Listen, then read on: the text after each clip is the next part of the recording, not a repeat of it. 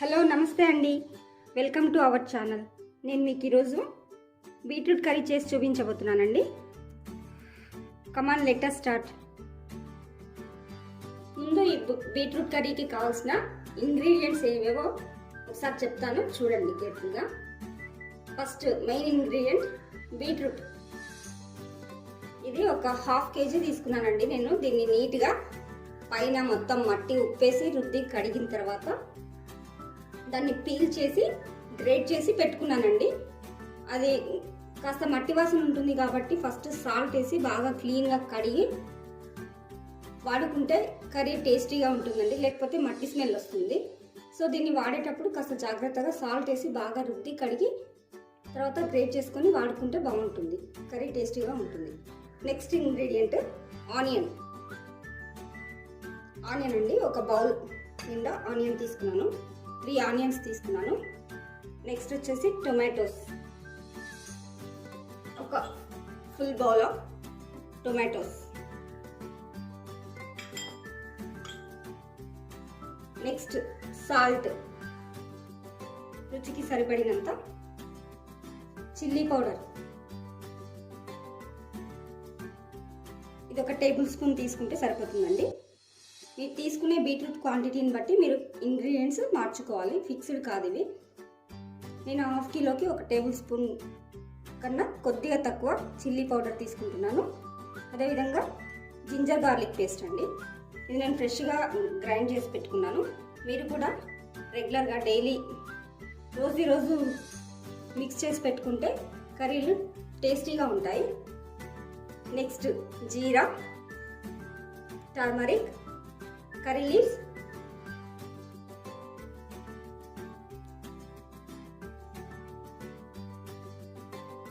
Coriander leaves, curry leaves, ఒకటి red chilli. దీన్ని నేను క్లీన్గా చూసుకొని పైన ఉన్న డస్ట్ తుడిచి లోపల ఏమైనా బూజు ఉందా చూసుకొని కట్ చేసి పెట్టుకున్నానండి. ఒక రెడ్ చిల్లీ సరిపోతుంది పోపులో వేసుకోవడానికి. నెక్స్ట్ ధనియాల పొడి అండి, 1 టీ స్పూన్ వేసుకుంటే సరిపోతుంది లాస్ట్లో. నెక్స్ట్ జీలకర్ర పొడి అండి, ఇది ఒక 1/2 టీ స్పూన్ వేసుకుంటే సరిపోతుంది. నెక్స్ట్ వచ్చేసి ఇంగువ అండి, హింగ్,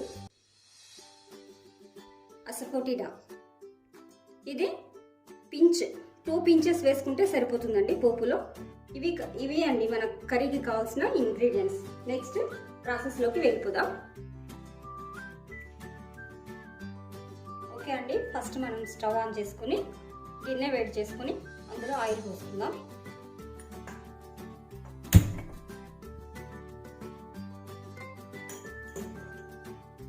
గిన్నె వేడెక్కిందండి, ఇప్పుడు దీంట్లో ఆయిల్ వేసుకుందాం.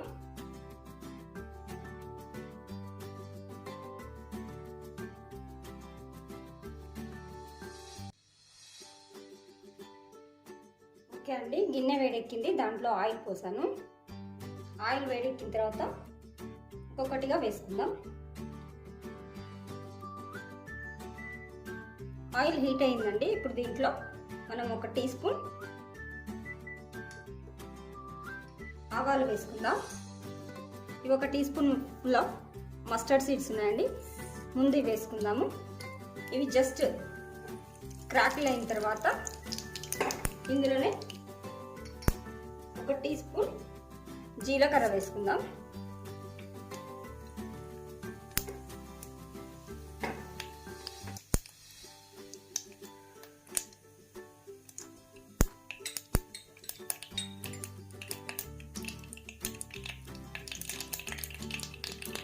నెక్స్ట్ ఇవి వేగిన తర్వాత కొన్ని కర్రీ లీవ్స్ వేసుకుందాం.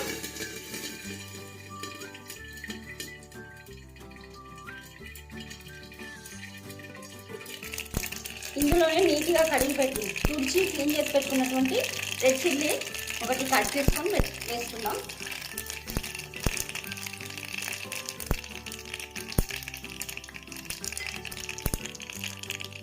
నెక్స్ట్ ఇందులోనే కొద్దిగా కొత్తిమీర వేసుకుందామండి.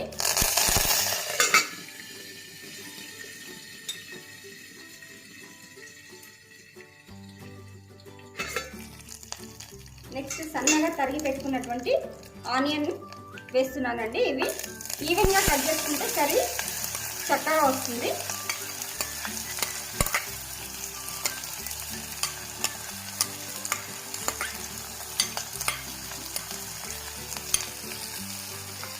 ఒకసారి కలుపుకుందామండి.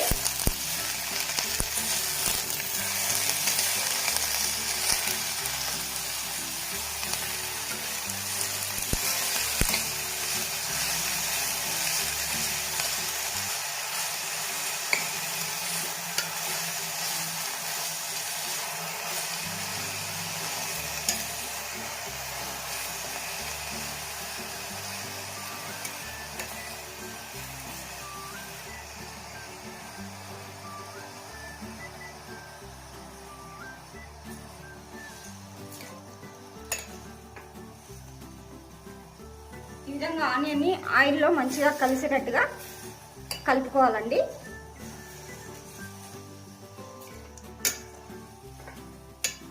ఇది కాస్త ఆయిల్లో మగ్గే వరకు మూత పెట్టి ఉడికించుకుందాం.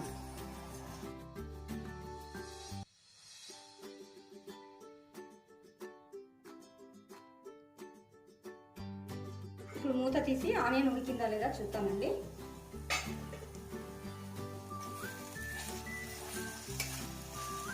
ఆనియన్ ఉడికిపోయిందండి. ఇప్పుడు కాస్త ఇంగువ వేసుకుందామండి.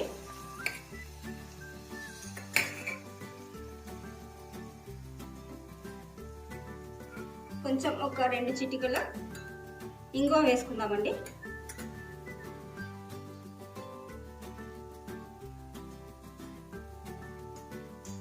వేసి చక్కగా కలుపుకుందాం.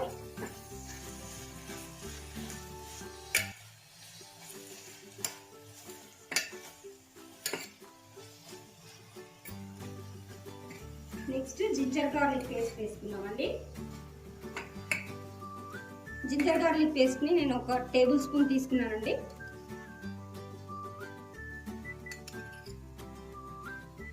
అది కూడా వేసి చక్కగా మొత్తం ఆనియన్ కంతా పట్టే విధంగా కలిపి పెట్టుకుందాం.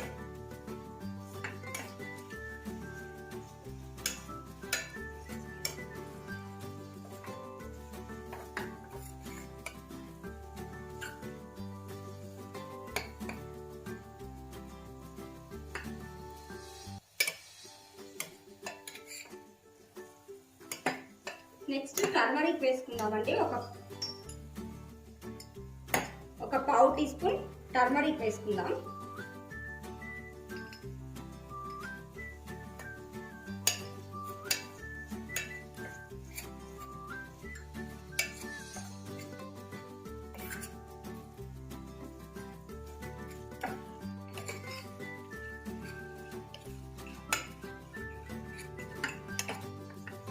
నెక్స్ట్ రుచికి సరిపడేంత సాల్ట్ వేసుకుందామండి.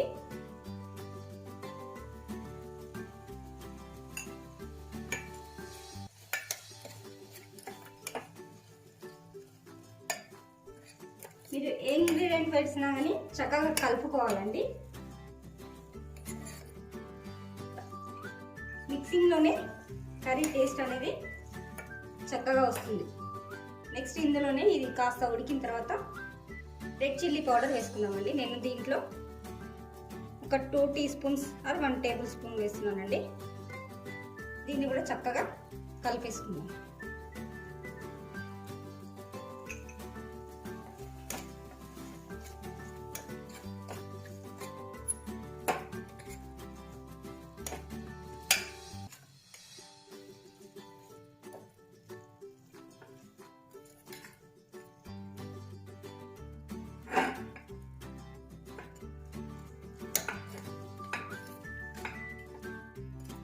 ఇది బాగా మిక్స్ అయిపోయిందండి. దాన్ని కాసేపు మూత పెట్టి ఉడికించుకుందాం. కాస్త ఆనియన్ బాగా స్పైసెస్ అన్నిటిని పీల్చుకునేంత వరకు కాస్త ఉడికించేద్దాం. మూత పెట్టి ఉడికిద్దామండి.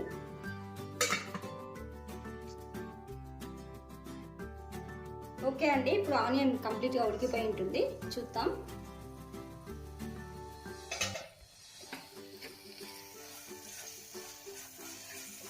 ఈ విధంగా ఆనియన్ బాగా నూనెలో అన్ని స్పైసెస్తో మగ్గిన తర్వాత దీంట్లో గ్రేట్ చేసి పెట్టుకున్నటువంటి, ఇది నీట్గా క్లీన్ చేసి పీల్ చేసి గ్రేట్ చేసి పెట్టుకున్నటువంటి బీట్రూట్ని ఇందులో వేసుకుందామండి.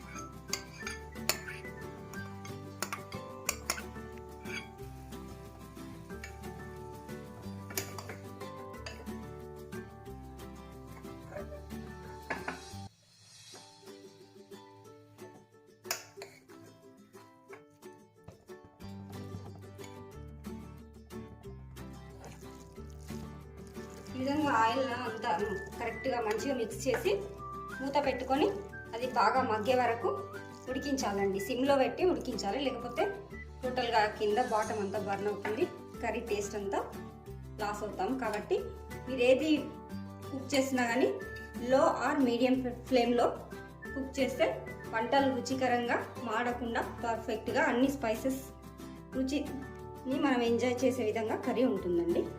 సో మీరు లో ఫ్లేమ్లో అయినా మీడియం ఫ్లేమ్లో అయినా పెట్టుకొని కుక్ చేసుకోండి.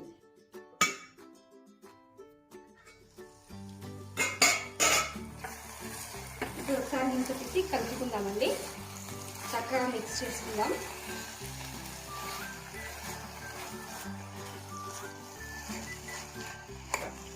ఇది ఇంకా కాస్త ఉడకాలండి, దీన్ని బాగా కలిపి ఇంకా మెత్తగా మ్యాష్ అయ్యి ఉడికే వరకు మూత పెట్టి ఉడికించి లాస్ట్లో టొమాటో వేసుకుందామండి. ఇప్పుడు ఇంకాసేపు మూత ఉంచి ఉడికిద్దాం.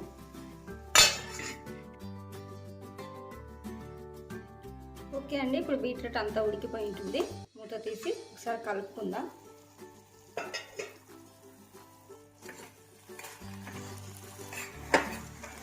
మీరు ఏ కర్రీ చేసినా కానీ కింద బర్న్ అవ్వకుండా చూసుకుంటే, మాడిపోకుండా ఉంటే కూర సగం సక్సెస్ అయినట్టే అండి. మాడిపోయిందంటే స్పైసెస్ అన్నీ మాడిపోయి కూర టేస్ట్ అంతా ఖరాబ్ అవుతుంది. కాబట్టి మీరు ఎప్పుడు వంట చేసినా కానీ లో ఫ్లేమ్లో లేకపోతే మీడియం ఫ్లేమ్లో ఉంచుకొని కుక్ చేసుకోండి, కర్రీ చాలా టేస్టీగా ఉంటుంది. రైస్లోకి పిల్లలు ఈజీగా తినేస్తారు.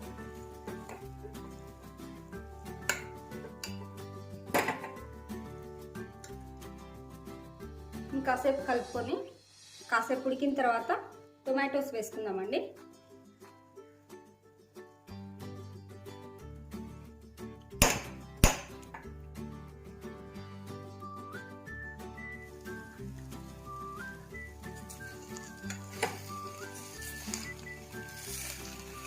దీన్ని ఒకసారి కలుపుకొని మధ్యలో వెల్లాగా చేసుకొని టొమాటోస్ వేసుకొని ఉడికించుకుందామండి.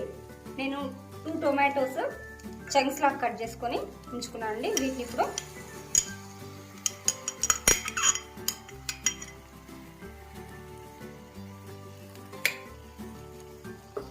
ఇవి కూడా కంప్లీట్గా ఉడికే వరకు ఉడికించుకుందామండి.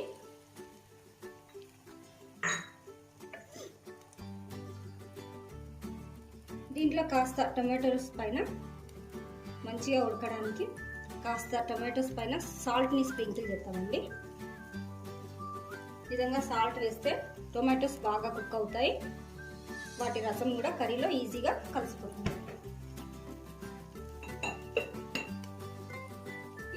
ఇదే విధంగా ఉంచి మూత పెట్టేద్దాం. కాసేపు ఉడికిన తర్వాత మొత్తం మిక్స్ చేస్తే ఆ టొమాటో జ్యూస్ అంతా కర్రీలో బాగా పట్టేస్తుంది. కాబట్టి ఈ విధంగానే పెట్టి ఉడికించుకుందాం కాసేపు.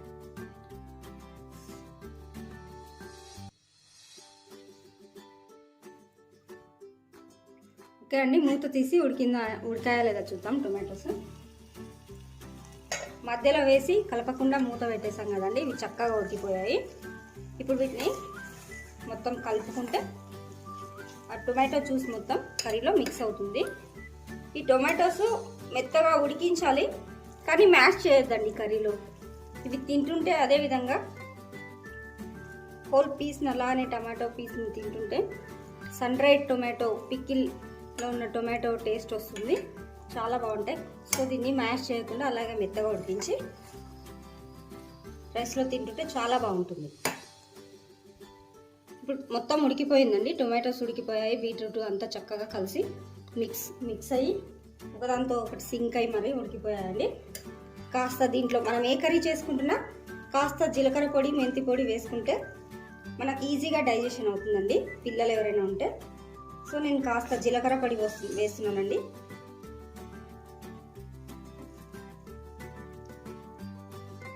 ఇందులోనే లైట్గా మెంతి పొడి కూడా ఉంది, కాకపోతే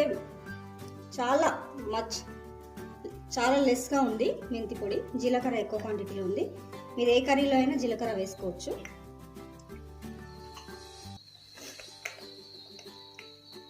ఈ విధంగా జీలకర్ర వేసుకొని ఒకసారి కలిపేసుకోవాలి. కర్రీ మొత్తం కంప్లీట్గా రెడీ అయిందండి, టోటల్గా కంప్లీట్గా ఉడికిపోయింది నీట్గా. దీనిలో ఇప్పుడు ధనియాల పొడి వేసి దింపేసుకుంటే టేస్టీ ఎమ్మీ కర్రీ రెడీ. దీంట్లో కాస్త ధనియాల పొడి 1 టేబుల్ స్పూన్, లేకపోతే మీ టేస్ట్కి సరిపడా. ధనియాల పొడి ఎక్కువ ఇంట్రెస్ట్ లేకపోతే 1 టీ స్పూన్ వేసుకుంటే సరిపోతుందండి, మీ కర్రీ క్వాంటిటీని బట్టి. 1 టీ స్పూన్ వేస్తున్నానండి.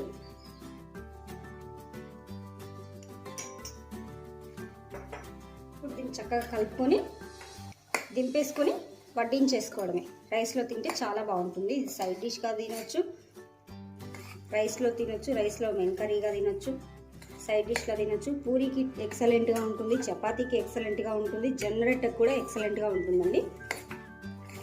సో దీన్ని మీరు కూడా ట్రై చేసి ఎలా ఉందో కామెంట్ రూపంలో చెప్పండి. ఇది హెల్త్కి కూడా చాలా బాగుంటుందండి, రెగ్యులర్గా చేసుకొని తినండి, ఆరోగ్యం బాగుంటుంది. ఓకే అండి, ఇప్పుడు స్టవ్ ఆఫ్ చేసుకొని కాసేపు మూత ఉంచి అలానే ఆవిరి పైన 1 మినిట్ ఉంచండి.